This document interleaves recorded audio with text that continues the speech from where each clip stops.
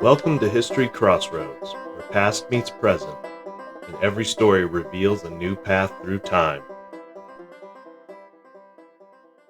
Welcome to History Crossroads, where we explore the people and events that changed the course of history.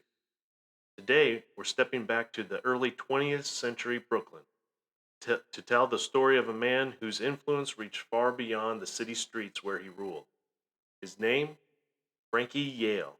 They called him Brooklyn's original gangster, a kingpin who combined charm and ferocity in equal measure.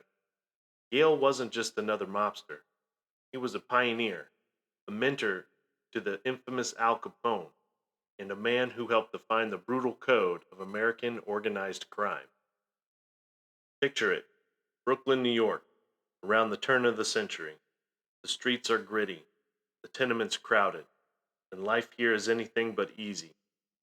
Narrow alleyways cast shadows that stretch far into the night. It's a neighborhood of survival, a place where opportunities are scarce and people learn to fight young. This is where Frankie Yale grew up.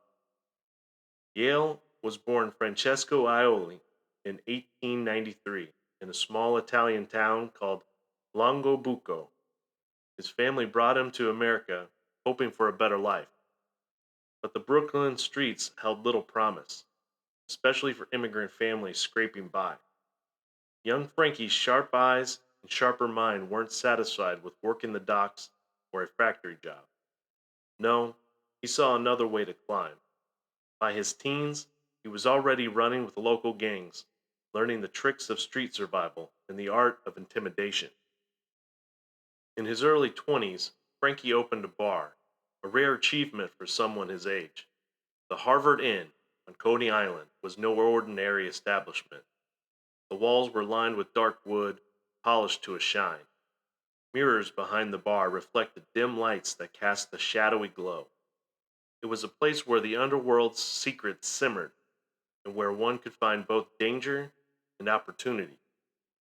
It was here, at the Harvard Inn, that Frankie Yale would meet a young, cocky bartender, an Italian immigrant with big ambition and a mouth to match. His name? Al Capone. Capone was still a teenager, just getting his start, but he was already had the swagger, that untamed boldness. One night, when Capone mouthed off to a customer, Frankie stepped in. With the flash of his pocket knife, he gave the kid a brutal scar across his cheek. That scar would later earn Capone the infamous nickname, Scarface. But this wasn't a mere punishment, it was initiation. Frankie saw something in Capone, a raw potential, a willingness to do whatever it took to rise in this unforgiving world.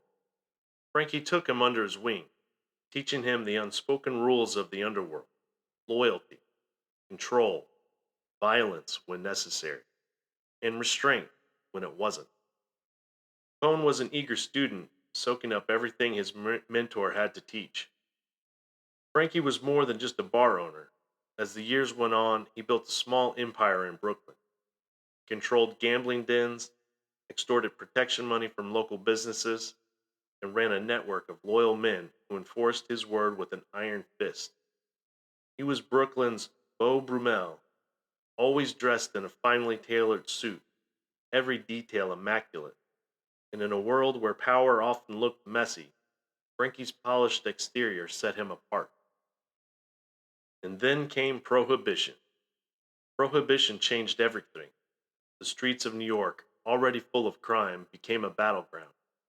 The government's ban on alcohol created an opportunity, and Frankie seized it.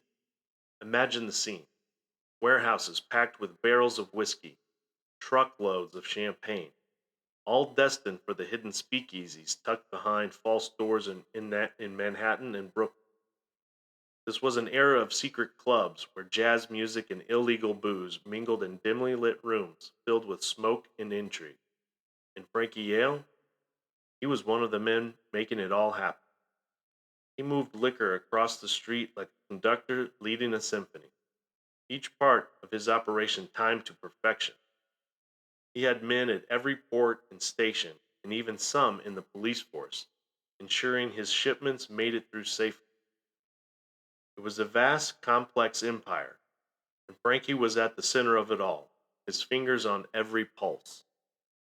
With his wealth and power growing, so too did his reputation. But in the underworld, the higher you climb, the more enemies you make. Rival gangs were quick to see the money that Prohibition was bringing in, and soon Frankie was caught in an unspoken war. Tensions ran high, and every deal carried the threat of betrayal. Yale's influence, however, stretched beyond Brooklyn. By the late 1920s, he was a regular contact with the Chicago outfit, led by none other than Johnny Torrio and Frankie's old protege, Al Capone. Capone had risen to the power with brutality that both awed and unnerved his former mentor. And while Frankie and Capone maintained an alliance, their relationship had shifted. Frankie was still the teacher, but now he was dealing with a man who had become his equal, and perhaps even his rival.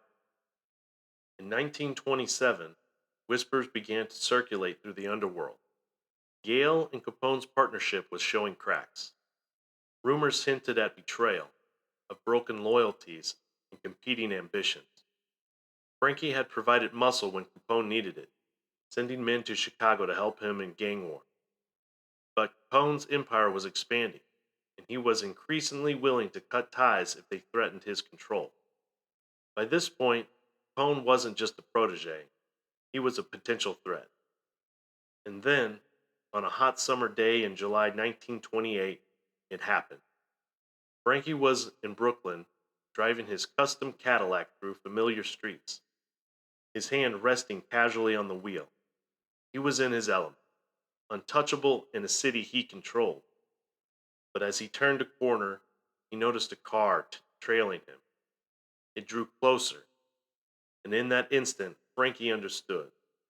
But there was no time to react. The first rounds of gunfire tore through Frankie's car, shattering glass, ripping through the sleek metal of the Cadillac. A Tommy gun aimed straight at him. Bullets ripped through his body, leaving him no chance.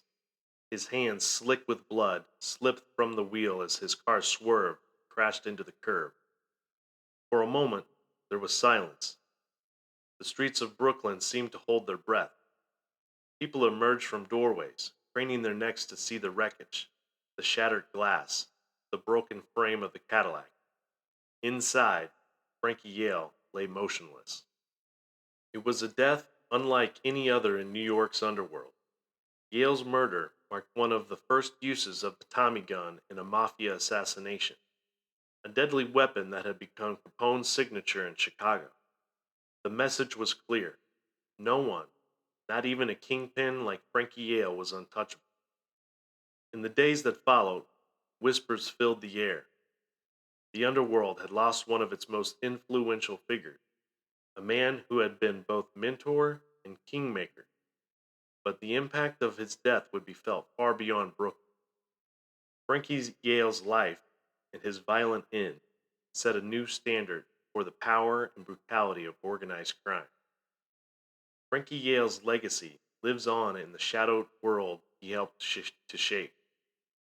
He was a man who rose from the hard streets of Brooklyn to build an empire, a man who taught Al Capone the art of loyalty, ambition, and violence. But in the end, he became a lesson himself, a reminder in the world of organized crime. The power to the path to power is always paved with blood. Thank you for joining us on this journey through the life of Frankie Yale, Brooklyn's original gangster. He stood at the crossroads of loyalty and ambition, living by a code that ultimately led to his destruction. This has been History Crossroads.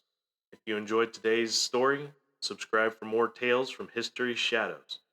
Till next time, remember, history doesn't just happen, it's built decision by decision, life by life.